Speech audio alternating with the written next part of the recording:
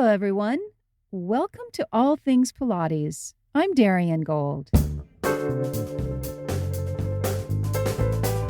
Arms come down. Make sure that front leg is bent and reach up, up, up, up, up. Good. And again. And exhale and deepen your exhale as the carriage comes in.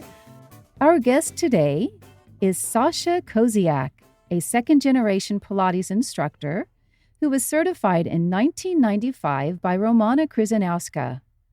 Sasha opened her own Pilates studio 4 years later in Pasadena, California, and named it Powerhouse Authentic Pilates. Sasha's classical training attracted many students who were learning about the physical and mental transformation the Pilates method offered. Between running a successful studio and raising her 2 boys, Sasha felt happy and fulfilled. Though, as the months turned into years, she struggled with handling it all. She tried to remain positive and energetic both at work and at home, but by year 11, she finally accepted she had hit a wall. Something had to give. So she closed her studio and took a job in the fashion industry, and later became certified in Cardio Bar. Cardio Bar provided income and a way to exert her unused energy. But this form of exercise came at a cost: injuries. Sasha began sustaining injuries like never before, and she knew there was only one remedy: Pilates. Sasha is here to talk about what it was like for her to hit a wall and walk away, only to return more focused and determined to share the classical Pilates work she still possessed in her mind, in her heart, and in her body. Sasha says what she's learned from both her departure and return to Pilates can be applied to anyone who experiences burnout. Zooming in from Los Angeles is Sasha Koziak. Hi, Darian.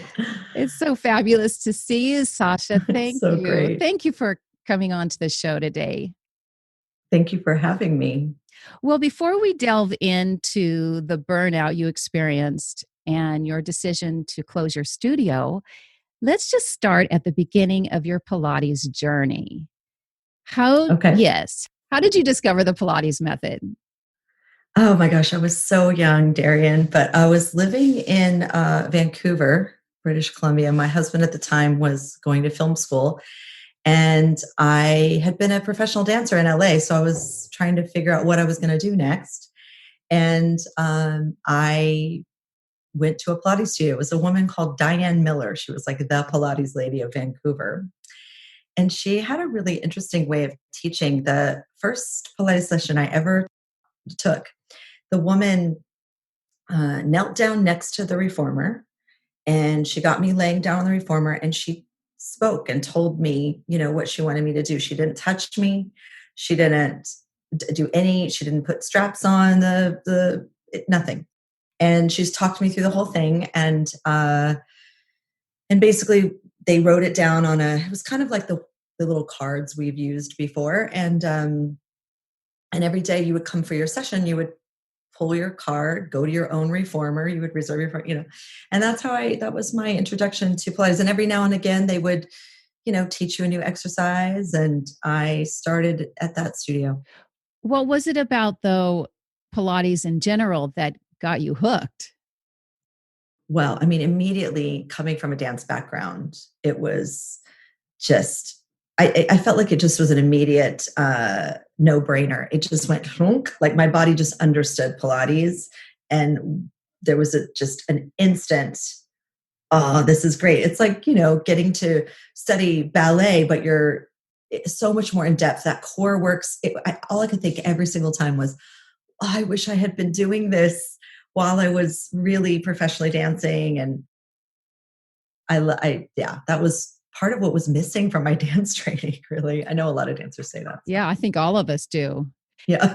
How did you find Romana? So I wanted to study with that woman because I didn't know anything about Romana. I didn't know anything about anything. I was up in Canada and I got pregnant, and they wouldn't take me in their program. They just thought, you're pregnant and you don't know what you're doing. And I was also very young, and I couldn't understand why they wouldn't take me in their program, but I guess I was pregnant. So, I'm so grateful they didn't, because that sent me on a research journey. And I researched about Pilates and what it was, and it led me to Ramana. And then I wanted to go to New York and study with Ramana directly. But I interviewed people. I called a few people because there was a center in Seattle at the time.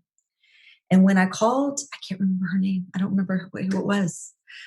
Not Lori Coleman Brown. It might have been.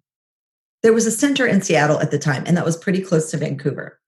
And I called there and I asked them what the difference in, like why Ramana, like why this method. And they had so many good answers, whoever I spoke to.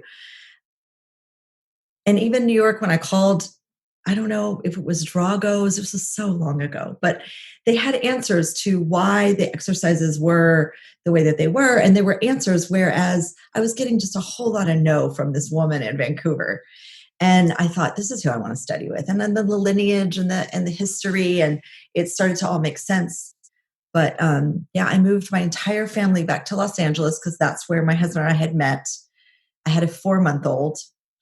And I began the Pilates training program with Ramana at PAPT in West Hollywood in August of that year. Oh, blast from the past. Yeah, I was pumping milk, and I'd go to the bathroom, pump milk during the training. It was amazing. Were there a lot of people in the training program with you in 1995? So hard to remember. I guess there were probably, it was less than 20. Did you go through after me? I think I went 1 year. I think you were the first. You were the first group that Ramana worked with. Yeah. I think I was sort of like popping in and assisting Ramana during your group and trying to get my hours with Ramana to finish so I could take my test. And she came out twice a year, correct? Yeah, about that. Maybe a little bit more sometimes, maybe 3 times to test people. Sometimes she would come out a 3rd time, if I remember right. And then the continuing education. Yeah. When there was enough people to do the continuing education. Can you believe that? I know. I remember our program right after you, there was some kind of drama or something. Gee, what a surprise. Sounds familiar. And there was no place for us to do our hours in Los Angeles at that time. Yeah. I don't know. Did you do your hours at PAPT? I did all my hours at PAPT. And the way they had the program set up at the time, you had to do your first 200 hours just observation. And then if you were lucky enough, they would hire you and pay you $12 an hour. When people were paying like $75 to take from us, we were making $12 an hour. And then you could, after your 200 hours of observation, they would consider hiring you. And if they hired you, and I was lucky enough to get hired, then my next 400 hours was there teaching. I mean, what I will call enslaved teaching, but I got some great experience. I have some good stories from that time. And then, and then what I was trying to do was push to get all those hours in so that when Ramana came the next time, I could finish with her teaching. I think it was you guys, and then take my test at the end of that week. Did you know at that point you were going to open your own studio, even though it was 4 years later? I think I dreamed of it. Yeah. I definitely knew I wasn't going to stay working there. For $12 an hour. Terrible. It was a terrible time. Yeah. I just pushed on and got through it. It felt so bad for some of my other teacher friends that didn't get hired. They had to sit there watching me, like their equal teach, Were the students that you worked with, did they get the work? Did they get it? The students at PAPT, some did, some didn't. There were a lot of celebrity clients at the time there. And what are you implying that they didn't understand? They were serious. They were good. They were about their bodies. They didn't want to chit chat. They wanted to work, and I really enjoyed that. I had I guess I could say this. One of the women I worked with regularly was Samantha Matheson. I always think about her. She was the girl in Pump Up the Volume, like from years ago. Anyway, she was great. And she was like one of my main clients, and it really built my confidence to work with her. And we really clicked. And yeah. Now, So I felt the clients were good there. Yeah. did she follow you when you opened your own studio? And how did that Oh my play God. out? No, no. It was like really hard to leave PAPT. I had to cut and go. Actually, yeah, it was not, I played the game. Listen, I played the game so I could get through that. I needed the money and I was a young mom, you know, how that goes and stuff. So I did that, and then I abruptly left as soon as I got certified, which was always the plan to get out of there. It was a very, very, and I will use an overused word, toxic environment. So that means they weren't appreciative and gracious at all that you were. I'm going to say straight up, Kaz and Mindy are terrible people. And I am fine saying that on this. They were not good to me. I didn't see them be good to anyone. It was a very manipulative environment. I wonder if they're still in the business. Time to get over. I don't know. I don't know. So now, 4 years later, you find a space in Pasadena because where were you living? Well, no, I got after I got certified, I took a hiatus. I went to Texas with my family for the summer, which is where I'm from. And we just took a break. And when I came back, I got hired at Zoe's Pilates studio in Pasadena. And that was a wonderful experience. And I worked there until I opened my own studio. It was a great time. Did you have to sign anything in terms of no non-compete? I didn't sign anything, but I talked to her we spoke about it. But that is the one thing in this, you know, I think at that time, I feel like it's different now, but at that time it was, you know, whoever's studio it was their client that you were teaching, even though you were the one that saw them 3 times a week or whatever. But yeah, it was, we would just say, oh, she agreed to like these 3, 4 people. I think I could ask 5 people or tell them where I was going. I think it was something like that. It was fun. But I taught there for a while, and it was a really positive experience. I was during that time I got pregnant with my second child. I was wondering when that second time. Yeah. Okay. Yeah. Okay. So now you've had your second baby before you open your studio. Are you pregnant? I had just had Bennett, my second child. And he was, when I opened my studio, he was, like 5 or 6 months old. Yeah. Wow. You took on quite a responsibility at that point. I had a lot of energy. I was young. Yeah.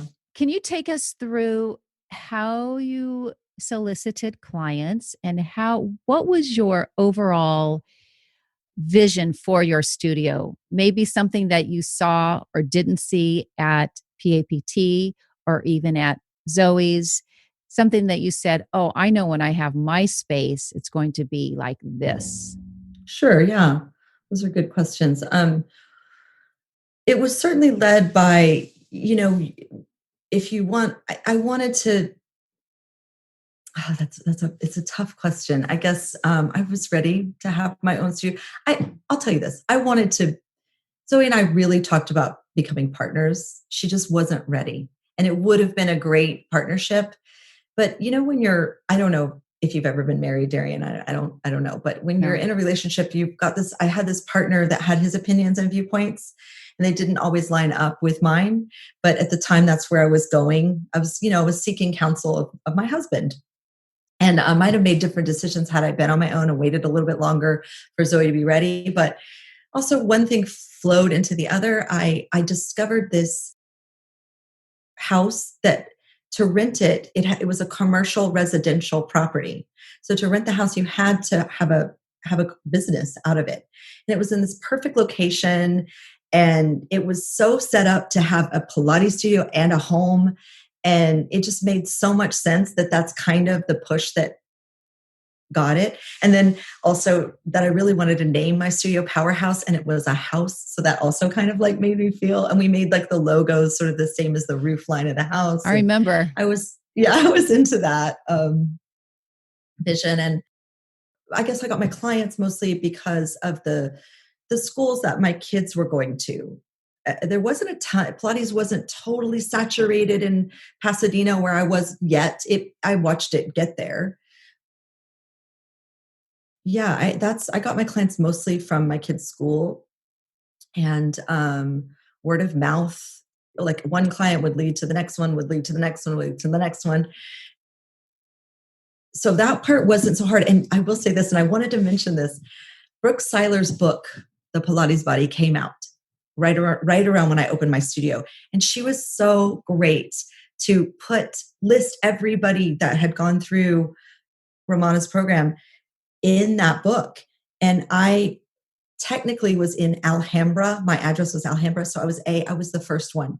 And I think she even went on Oprah and talked about it or something big like that, Brooke. And so whenever that interview would get shown I would just get phone calls. And so that was really cool. And I remember calling her and like trying to get a hold of her and just thanking her. And the one time I got to meet her, just telling her how I just thought that was such a gift. Yes, yes. Just curious, I personally do not recall. Do you recall in your certification program anyone talking to you about how to open a business, how to make your studio profitable? No, I don't think that was part of Learn bodies. Yeah. Yeah. We had to And I mean, we had to figure it out. We had to figure own. it out. Yes. Yeah. Let me ask you, when you walked away from your Pilates career after 11 years, it was rough, I'm sure, that at that point.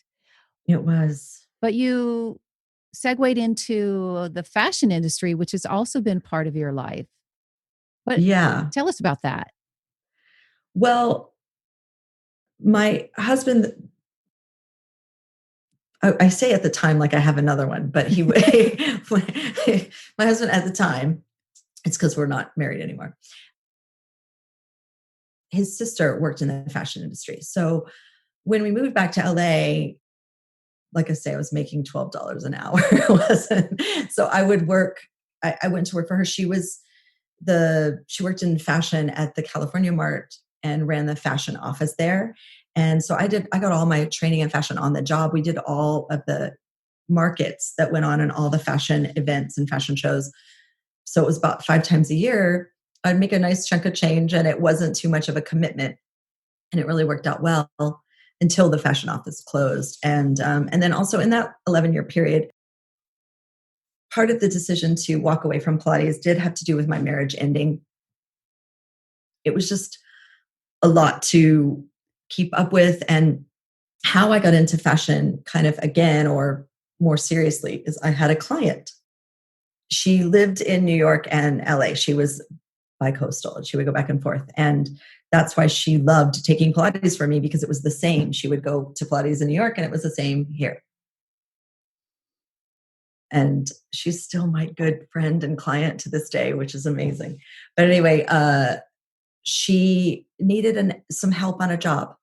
And I was still teaching Pilates. And I thought, okay, I could maybe do some freelance work. This is a good idea, supplement my income. And I started working for her. And her main assistant couldn't work anymore. She was getting engaged and married and moving on. And Kelly and I just clicked. Like, we just worked so well together. And she was such a great person to work for, which is really interesting dynamic when I think about this, is that we went from client teacher, student teacher, to kind of reversed roles. She was really my teacher, because this was a different facet of the fashion industry. It was print and commercial and much bigger stuff than I had worked on before, and just different. And her career was just taking off, and she was just offering me work and work and work and work. And it just made sense. It just made sense to kind of go in that direction. Then Cardio Bar showed up. Later, yeah. What is Cardio Bar? You don't know what Cardio Bar is? I know what. You've never done. No. You never done cardio bar? Cardio bar is like I think most people describe it as like a ballet bar on crack. Are you It's doing petit allegro at the bar for an hour? not quite. No, Okay. it's more like little plie, pulse, pulse, pulse, pulse, push your, tuck your pelvis forward, forward. And then you do like a flat back from the bar and you lift your leg, lift your leg, lift your leg, lift your leg. Oh, lots of that reps. kind of stuff. Lots of reps really fast. They like speed the music up and hold this whole formula. But when I first took cardio bar, it's like, oh my God, this is really hard and it's very exciting and fast. And, I liked it. I liked it. It kicked my butt. Until? Well, and then, I collect certifications. So the man that runs cardio bar says you should take the certification class. And of course it was like the first one they were doing. And I took the class and it was 3 weeks of like everyday cardio bar. And it was fine. It was good. Look, and then of course I went on to teach it. The hardest part about teaching cardio bar is that it goes so fast. It's a formula. So you have to teach it the way, like to the tempo, and there's a script. You teach it with a microphone on, all this stuff. There's no chance you can correct anybody or help them get the form right. And injury occurs. And I think when I really started to teach, I can't not do that. So I would there were certain things you have to demonstrate this side, but I wouldn't, instead of demonstrating, sometimes I would do one side too much and then go really around and try to just use my hands and my words while cueing the entire class to just help somebody. And I just didn't want people to get injured, which they do in cardio bar. And for me, it became a hip flexor issue, which I'm going to tell you to this day, I still have to work on. That began at cardio bar.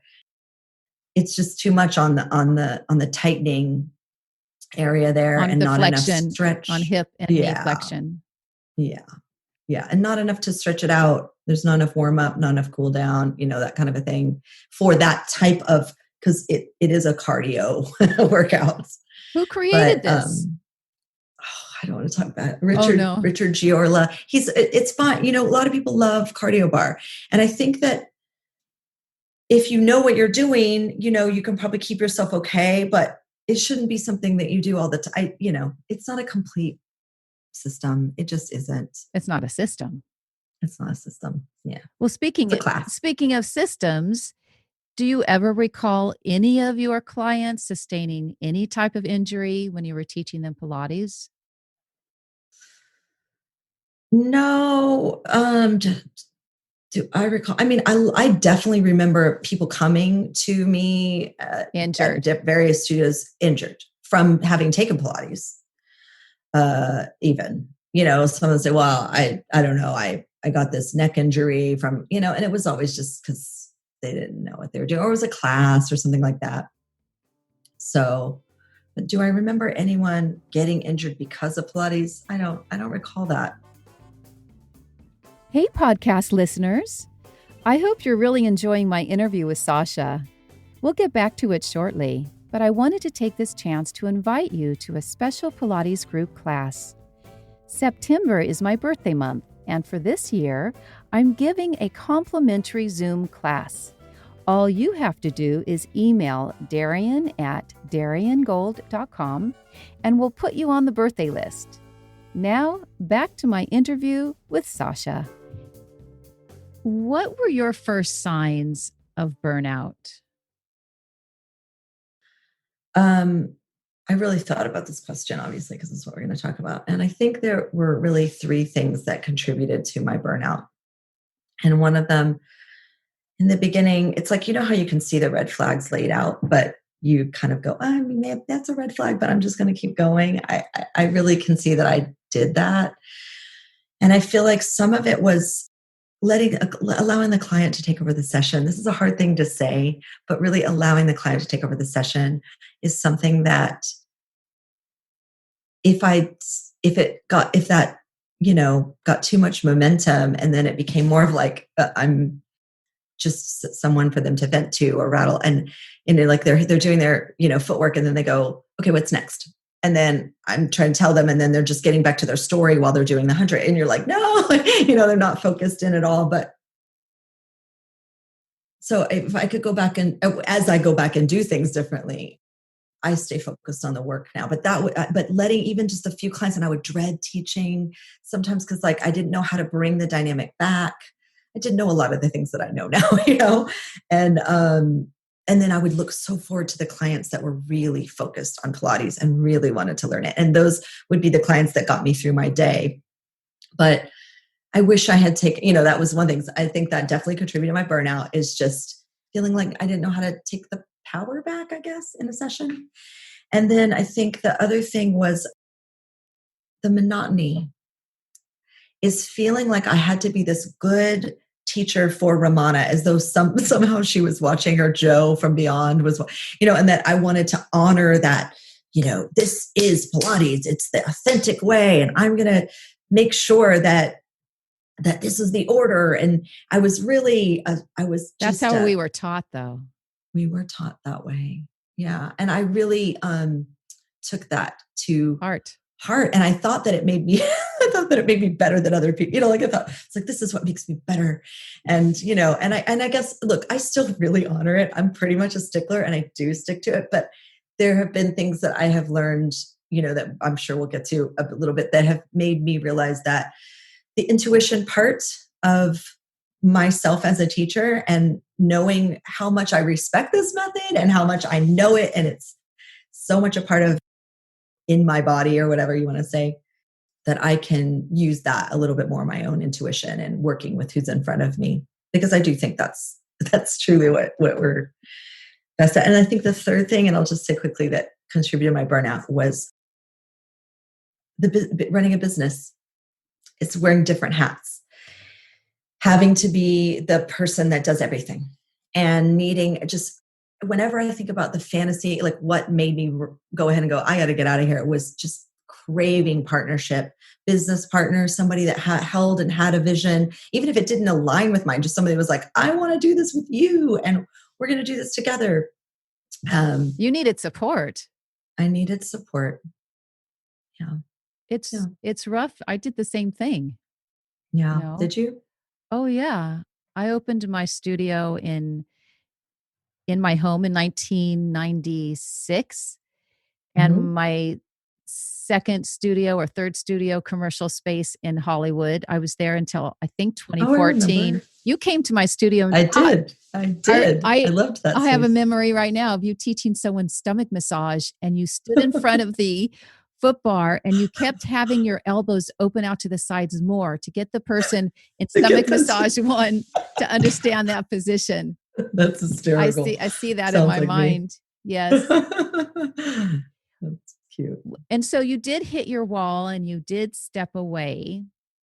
Yeah. How did it feel knowing that you didn't have Pilates really in your life? At first, I'm honestly, it was a relief. There was some relief, just like I was my business at that point was struggling. My marriage had ended. My business was struggling. I was going through some depression. And I felt like, I wasn't being the best version of myself. I wasn't being the best teacher. And again, I didn't know how to handle it differently. Maybe I could have closed for a couple of weeks and just taken a little mental health time. And, I just didn't know what to do. And really what I needed was more consistency in income, and the sort of like the universe just provided that with this client saying, hey, come and do this. And so at first I felt relief. And I think I told myself things like, this is what I'm supposed to do because this is the thing that came along. And I think I did that for a while and sort of justified, well, that was a chapter of my life. It was a wonderful experience and stepping stone. But I had to I couldn't look at anything about Pilates. I had to kind of shut out of that whole, I knew that it tugged on my heartstrings to think about. So I tried not to. What about your clients? Were they freaking out? Well, what's interesting is that I had taught my husband to teach Pilates with me. And then when our marriage ended, it was kind of just me again. He did not do that anymore for a while. And then he was the one that I said, hey, do you want to just take this studio back over? And so there were some clients that he maintained doing that. But I also think that his heart was never really, it was in it. I mean, he gets the work and he loved it or whatever, but he didn't go through all the stuff that we went through, and I just think that he was sort of doing that for the time being, perhaps, but I don't know. He would have to answer to that, but I'll just say that he kind of kept some of them. So they weren't totally dropped, but there weren't that many left at that point.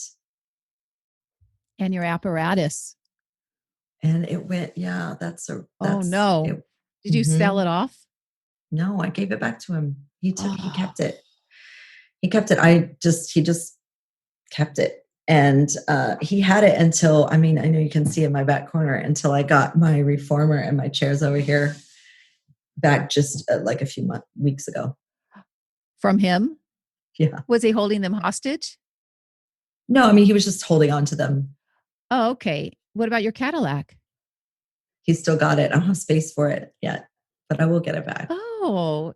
He's got space for it at his place. So I had, at the time that I moved, that I quit teaching, I had my studio in a little loft space in a dance studio in Pasadena. So he took that over.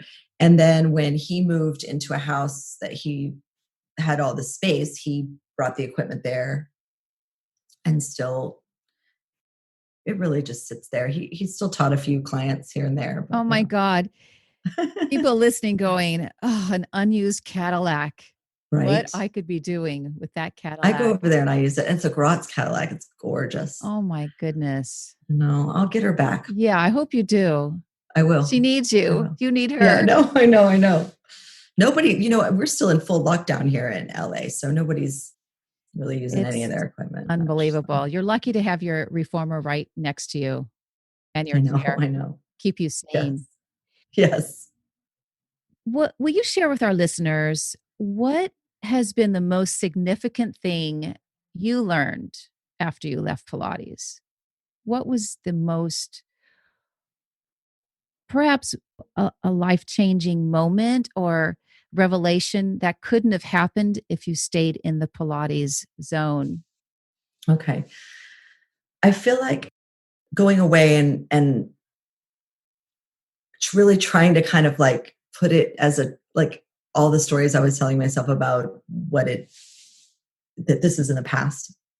When I started to sustain injury just from life and having, being a dancer, that even if I would take dance class or whatever, just having I've always had some knee issues, which is what Pilates really helped me, realizing that the time in my life when my body felt the best was when I was teaching and doing Pilates regularly.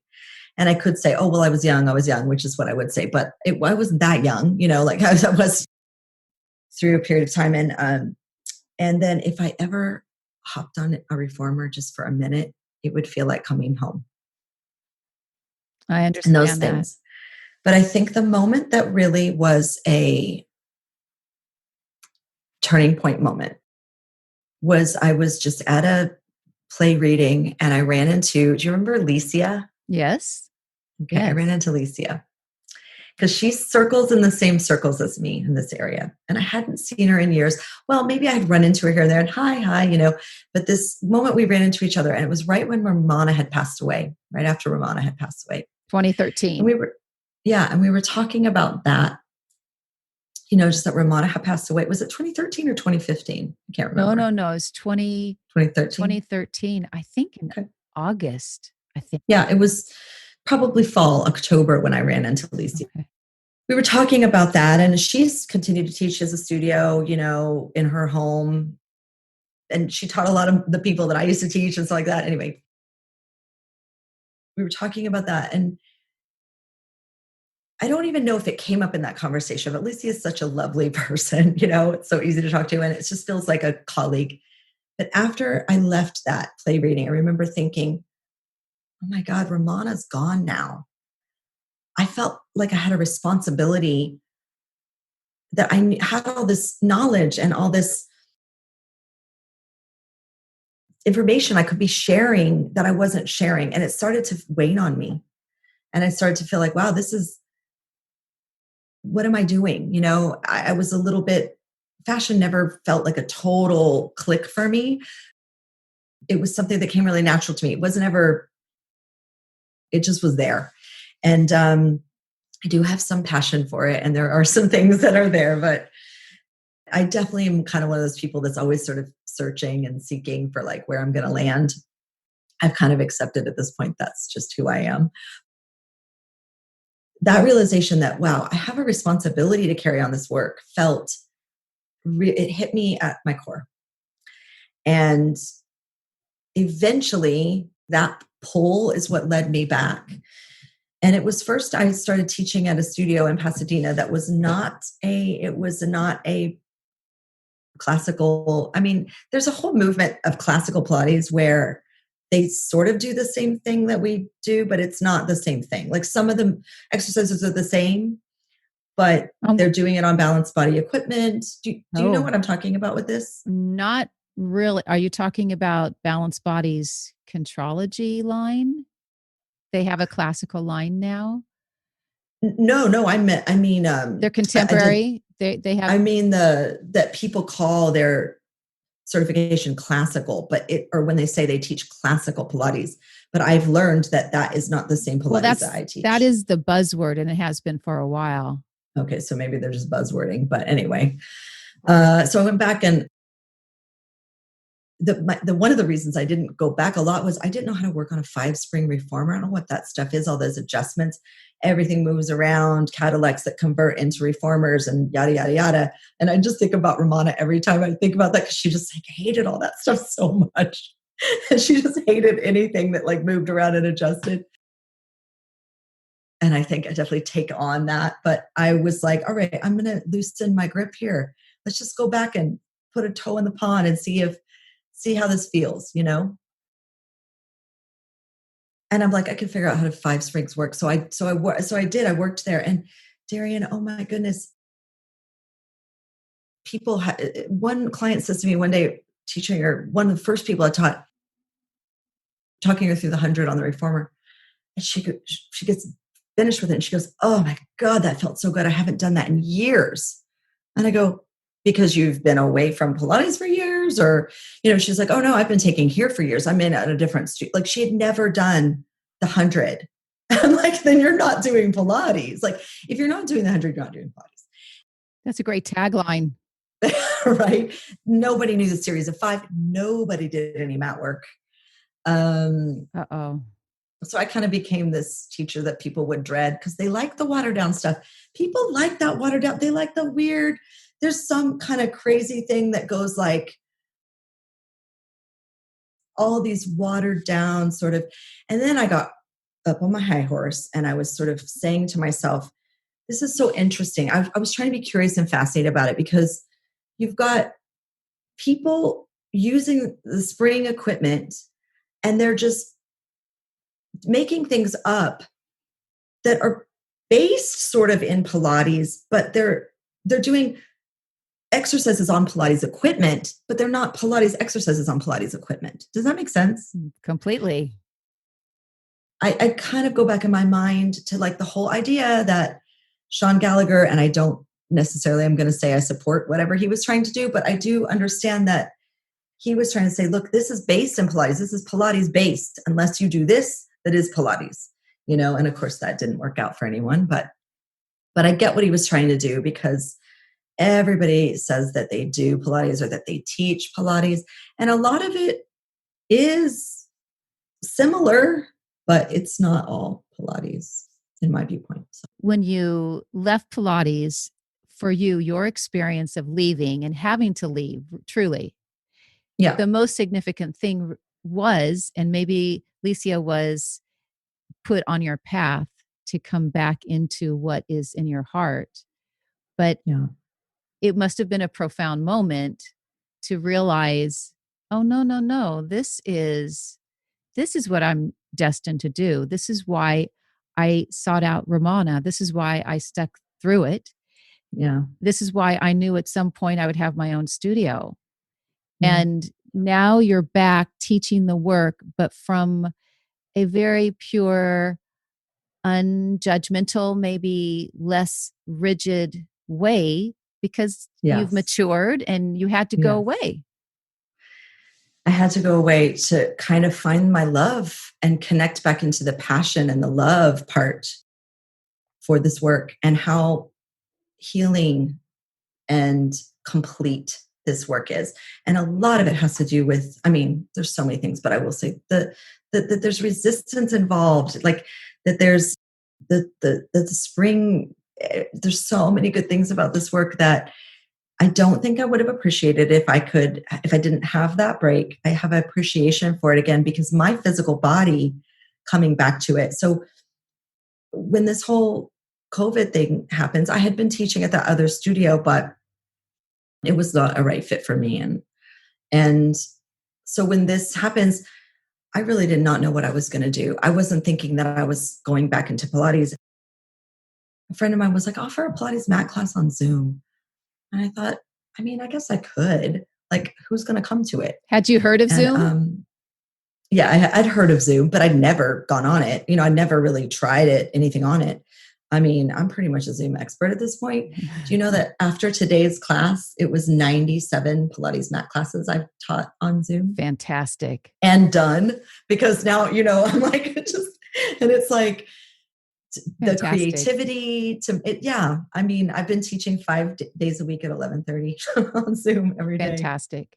I know. Sasha, in closing, in terms of this experience of being burned out and all that entailed, do you have advice for those, maybe they're not even Pilates instructors, maybe they're yoga instructors, maybe they have an office job, but when someone starts to feel they're out of sorts and their heart doesn't feel good, do you have any advice for those who sort of feel stuck? Yeah.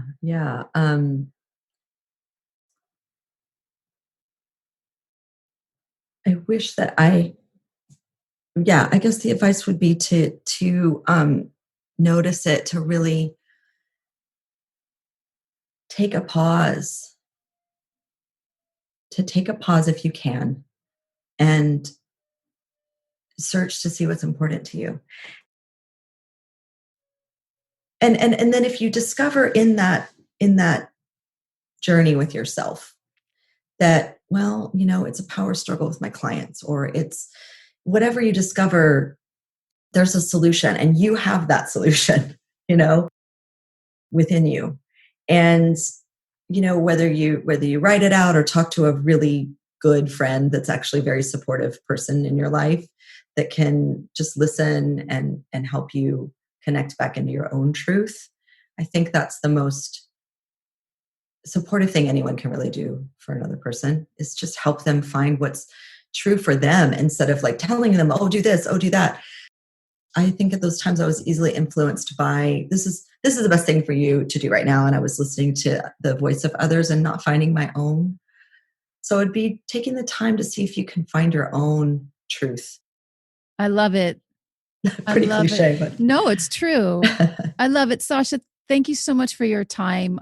Thank you, How can people reach you?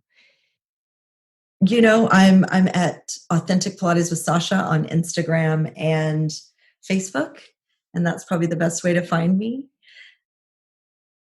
The other thing I wanted to say, because you asked this earlier about clients, I have a handful, 5 clients that all took with me.